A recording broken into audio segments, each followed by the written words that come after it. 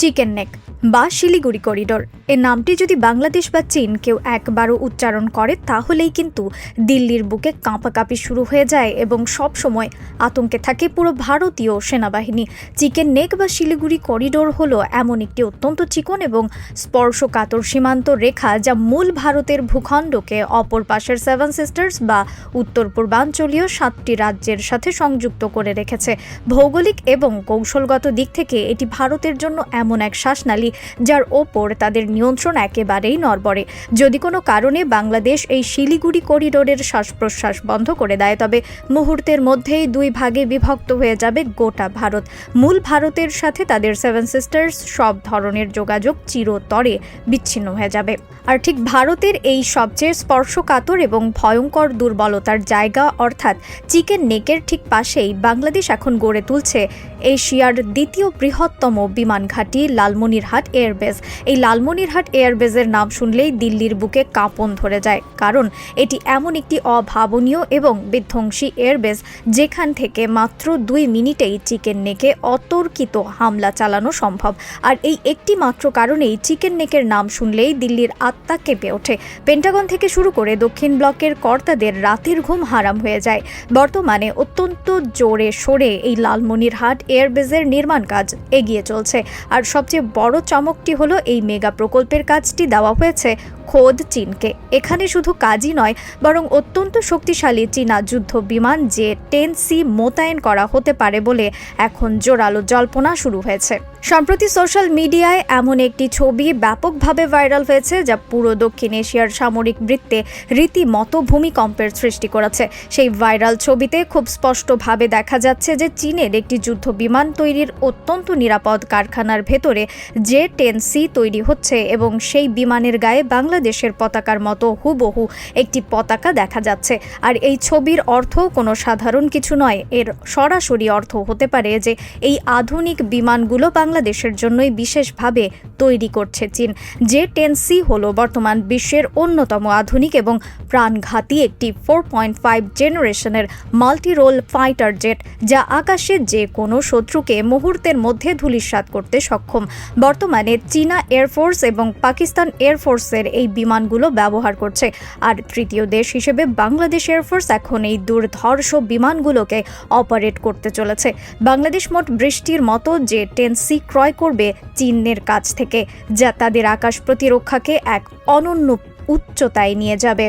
বাংলাদেশের পররাষ্ট্রমন্ত্রীর সাম্প্রতিক চীন সফর। বাংলাদেশের প্রধানমন্ত্রী তারেক রহমানের প্রথম বিদেশ সফর হিসেবে চীনকে বেছে নেওয়া এবং ডক্টর ইউনূসের J-10C চুক্তির বিষয়টি সবকিছু মিলিয়ে আমাদেরকে একটি অত্যন্ত স্পষ্ট বার্তা দিচ্ছে যে J-10C যে কোনো সময়ে বাংলাদেশের মাটিতে ঢুকে পড়তে পারে। এমনকি সাম্প্রতিক সময়ে বাংলাদেশ বিমান বাহিনীর প্রধান air chief marshal Hasan Mahmud Khan অত্যন্ত দৃঢ়তার সাথে ঘোষণা দিয়েছেন যে খুব শীঘ্রই বাংলাদেশের মাটিতে নামতে চলেছে অত্যাধুনিক 4.5 জেনারেশনের ফাইটার জেট। এমনকি গত কয়েক দিন ধরে সোশ্যাল মিডিয়াতে যে ভাইরাল ছবিটি আমরা দেখতে পাচ্ছি এর মাধ্যমে আরও স্পষ্ট হচ্ছে যে বাংলাদেশ হয়তো আগামী কয়েক দিনের মধ্যে অথবা কয়েক মাসের মধ্যেই এই J-10C এর ডেলিভারি পেতে যাচ্ছে। প্রথম ধাপে মোট 12টির মতো এই ধরনের যুদ্ধ বিমানের ডেলিভারি পাবে বাংলাদেশ এবং পরবর্তীতে আরও 8টি যুক্ত হবে। এভাবে মোট 20টির মতো J-10C যুক্ত হবে বাংলাদেশের সামরিক বহরে, যেটি মোটেও ছোট কোনো সংখ্যা নয়। আবার সাম্প্রতিক সময়ে অনেক খবরে দেখা গেছে যে বাংলাদেশ ইউরোফাইটার টাইফুনেরও ডেলিভারি পেতে চলেছে। আসলে ওই খবরগুলো কিন্তু মিথ্যে কোনো খবর নয়। বাংলাদেশ সত্যি ইউরোফাইটার টাইফুনের ডেলিভারি পাবে, কিন্তু সেটা 2 বছর পর, এখনই নয়।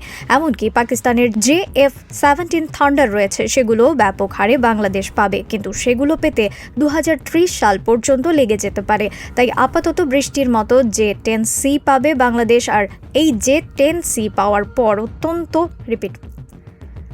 এই J-10C পাওয়ার পরে অন্তত 2-3 বছরের মধ্যে আর কোনো ফাইটার জেট যুক্ত হবে না বাংলাদেশের বহরে। এখন আপনারা হয়তো অনেকেই বলতে পারেন যে ভাই, আমরা তো দীর্ঘদিন ধরে এই ধরনের খবর দেখছি, কই এখনও তো বাংলাদেশের কোনো জে-10C আসলো না বা বিদেশি কোনো ফাইটার জেট এখনও বাংলাদেশ ডেলিভারি পেল না।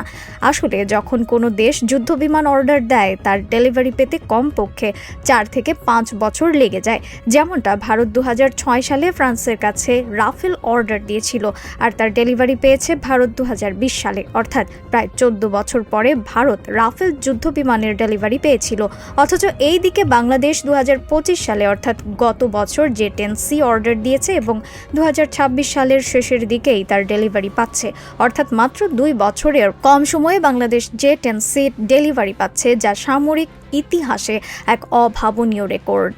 লালমনিরহাট প্রসঙ্গটি এখন দক্ষিণ এশিয়ার সামরিক ও কৌশলগত আলোচনায় নতুনভাবে গুরুত্ব পাচ্ছে, বিশেষ করে উত্তরবঙ্গের ভৌগোলিক অবস্থান এবং ভারতের তথাকথিত চিকেন নেক বা শিলিগুড়ি করিডোরের নিকটবর্তী হওয়ার কারণে এই অঞ্চলকে অত্যন্ত সংবেদনশীল হিসেবে বিবেচনা করা হয়। সামরিক বিশ্লেষকদের মতে, ভবিষ্যতে যদি বাংলাদেশ তার বিমান শক্তি আধুনিকায়নের পথে আরও এগিয়ে যায় এবং উন্নত যুদ্ধ বিমান যেমন জে-10C বা সমমানের প্রযুক্তি অর্জন করে, তাহলে আঞ্চলিক শক্তির ভারসাম্যে একটি বড় পরিবর্তন দেখা দিতে পারে। কারণ আধুনিক এয়ার ডিফেন্স, রাডার নেটওয়ার্ক এবং দ্রুত প্রতিক্রিয়াশীল বিমান সক্ষমতা যে কোনো দেশের কৌশলগত অবস্থানকে বদলে দিতে সক্ষম।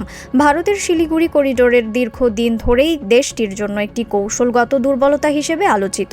এই সরু স্থলপথটি ভারতের মূল ভূখণ্ডের সঙ্গে উত্তর পূর্বাঞ্চলকে সংযুক্ত করে, ফলে যে কোনো আঞ্চলিক সংঘাতের সময় এই অঞ্চলকে ঘিরে নিরাপত্তা উদ্বেগ বেড়ে যায়। এ কারণেই ভারত সবসময় বাংলাদেশ, চীন এবং পুরো পূর্বাঞ্চলীয় ভূ রাজনৈতিক পরিস্থিতির দিকে সতর্ক নজর রাখে। অন্যদিকে বাংলাদেশও গত 1 দশকে নিজেদের সামরিক সক্ষমতা ধীরে ধীরে আধুনিকায়নের দিকে নিয়ে যাচ্ছে, বিশেষ করে বিমান বাহিনী, নৌবাহিনী এবং ক্ষেপণাস্ত্র প্রতিরক্ষা ব্যবস্থায় উন্নয়নের আলোচনা নিয়মিত সামনে আসছে। বিশ্লেষকদের মতে, দক্ষিণ এশিয়ার ভবিষ্যৎ নিরাপত্তা পরিস্থিতি নির্ভর করবে কেবল সামরিক শক্তির ওপর নয়, বরং কূটনীতি, অর্থনৈতিক সহযোগিতা এবং আঞ্চলিক স্থিতিশীলতার ওপরও। কারণ বাস্তবতা হলো, যে কোনো বড় সংঘাতের প্রভাব শুধু সীমান্তে সীমাবদ্ধ থাকে না, এর প্রভাব পুরো অঞ্চলের অর্থনীতি, বাণিজ্য এবং সাধারণ মানুষের জীবনের উপরেও পড়ে। তাই শক্তি প্রদর্শনের পাশাপাশি কৌশলগত ভারসাম্য বজায় রাখাও এখন সবচেয়ে বড় চ্যালেঞ্জ হয়ে উঠেছে। রিফাত আরা ইসলাম, ভোরের আকাশ।